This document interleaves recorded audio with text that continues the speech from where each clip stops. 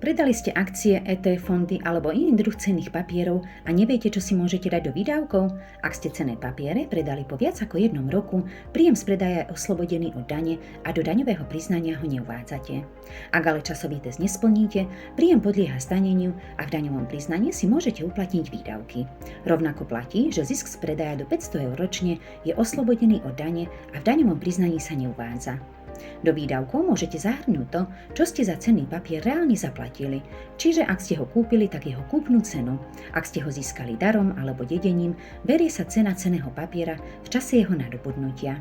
Uplatniť si môžete aj výdavky súvisiace s nadobudnutím a predajom cenného papiera.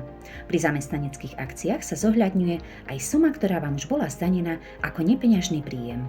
Čo je ale dôležité, pri predaji cenných papierov nie je možné vykázať stratu.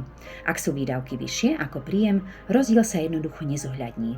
Ak ste predali viacero cenných papierov, niektoré so ziskom a niektoré so stratou, spočíta sa príjem zo všetkých cenných papierov aj výdavky zo všetkých cenných papierov.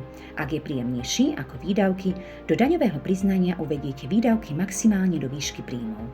Pre viac tipov a informácií nás nezabudnite sledovať.